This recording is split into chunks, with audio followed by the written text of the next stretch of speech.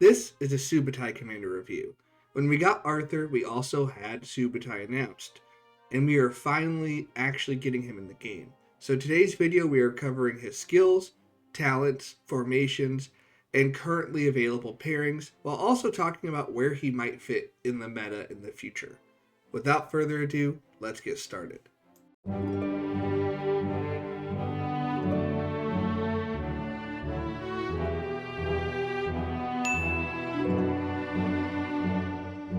First, of course, let's tackle the skills. The active skill is 3 combo attacks at 1000 damage factor each. It is a single target skill that basically comes out to 3000 damage factor. Note that this scales with normal damage because that's what combo attacks do, so keep that in mind as well when you're looking in the future for pairings. What's good to hear is the damage is significantly higher than pretty much every other option. And when you look later in the kit, you'll kind of see why.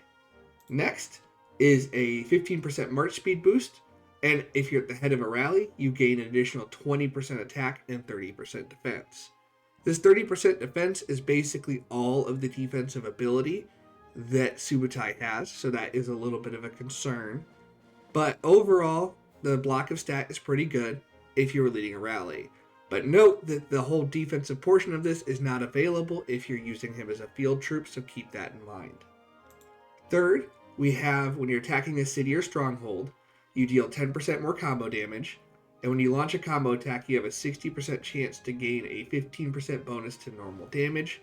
Note that this does go with combo attack damage because combo attack damage scales off of normal damage. It can stack up to twice, so you can get up to 30% normal damage dealt, and you can keep the stacks refreshed in perpetuity if you can keep skills going that quickly, or if you can get combo attacks on the passive. This is where his fourth skill comes into play, where you have a basic attack while outside of Alliance territory. You have a 30% chance to launch a 700 damage factor combo attack. Note that this is on a 10-second cooldown, so keep that in mind. You're not going to be able to combo this as consistently to keep that stacking damage, but the damage factor is pretty decent, and 30% chance is pretty good.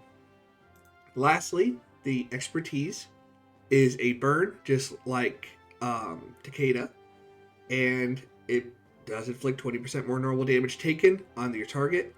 And then if you're attacking a city or stronghold, so when you're rallying, the active skill will enhance that to be a 100% chance for 1 second. So that keeps it pretty solid.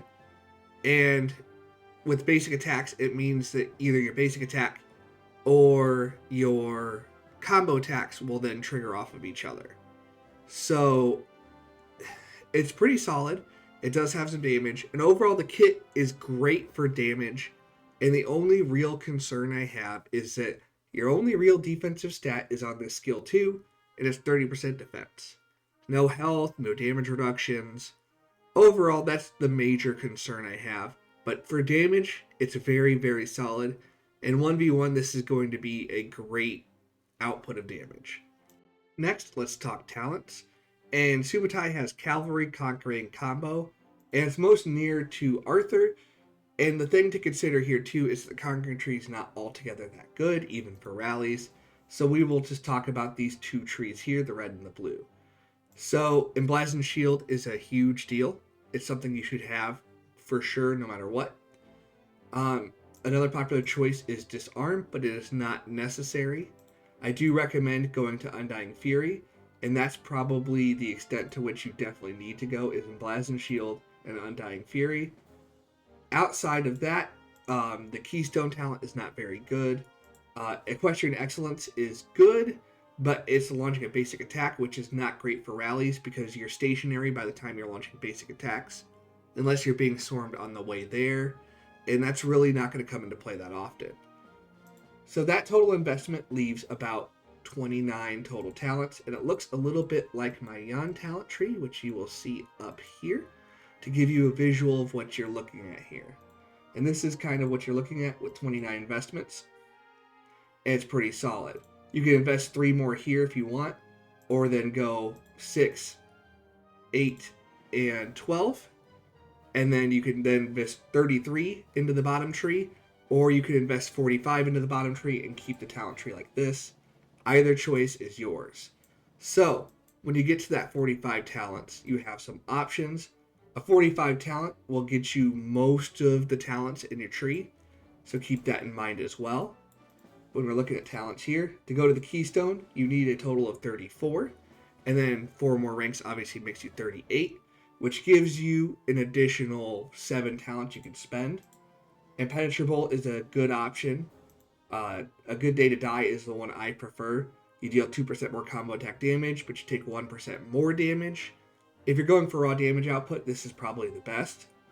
So overall, you're talking about additional 5 talent points here. On a total of 34, that's 39. It gives you some extra to work with.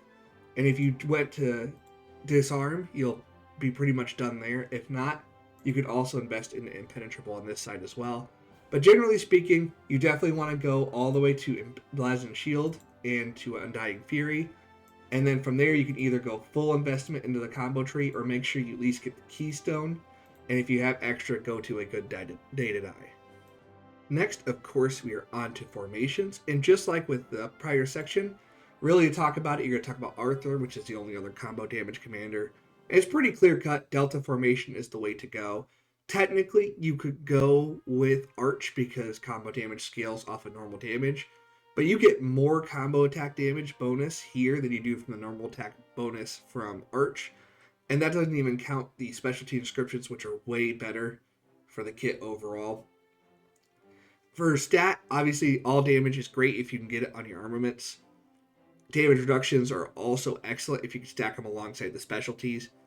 The more specialties you can get, the better they'll perform because it'll increase the combo damage, which is super beneficial. And as we covered in the Delta Formation video, the scaling is pretty good relative to Arch and Wedge, so it's definitely worth the investment versus other options. So keep that in mind as well. If you can get damage dealt on your armament specific stats, that is also terrific. If not, health is great too, especially on a kit that is very starved for health. Defense is good in the second spot, and of course attack. March speed doesn't do you a lot of good as a rally, so keep that in mind, because once you get to that stationary position, health and defense are going to be the more important stat for you. Now we are on to pairings, and what's important to consider with Subutai and combo attacks is they're affected by bonuses to normal damage, so keep that in mind. And that is the main damage source you're going to want to get here. So, as such, you're going to want to pair them with either other combo damage commanders or other normal damage commanders. What this comes down to is 2 main pairings that stick out to me. Arthur and Attila.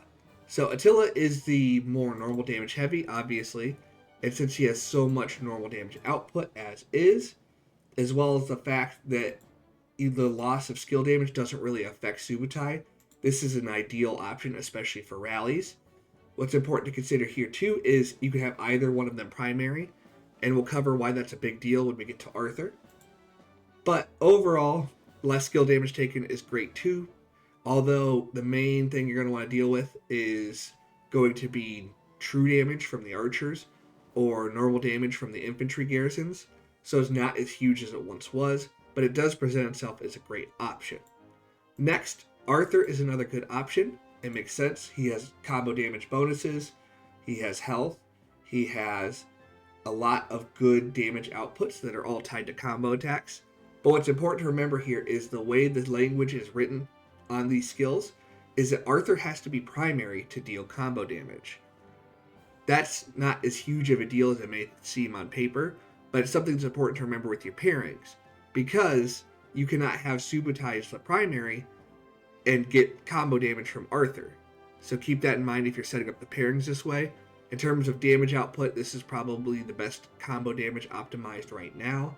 But obviously, as future commanders come out, it'll start to set the tone more for commanders that go well with Subutai. But since Arthur is kind of the transitional commander between skill and combo damage, it's something where he has to be primary if you do use him in the pairing. Last but certainly not least, we are on to meta fits. And it's honestly kind of cut and dry. While there is some gray area in some rally commanders, Subutai is not one of them. So he does have combo damage, which is terrific. His only defensive stat comes from being at the head of a rally. His entire third skill is dependent on being a rally, and his fourth skill is just an additional damage factor. So in the field, he's essentially a 3,000 damage factor and then a 700 damage factor every 10 seconds, at best. So that's something to consider because there's no huge block of stats. And while you could certainly bridge that with a commander that's a good block of stat, you're not going to get as much value as if you just paired a really high skill damage commander like Nevsky or Huo with another skill damage commander. You'll tend to get better damage output that way. So, as far as field, I don't see as much viability. For rallies, I think he's going to be great 1v1. I do have some swarming concerns because there's no health and no damage reductions on his kit. But since he is really the first rally combo damage commander, I think what's really going to settle him in the meta is what the next generation of Cav combo damage is going to be. And if we do happen to get another release alongside Subutai here in the next week or so, when this commander goes live, it may help determine how viable he really is long term. But as it stands, he at least looks like he's going to be promising 1v1 and has potential to be really great depending on what comes out after him.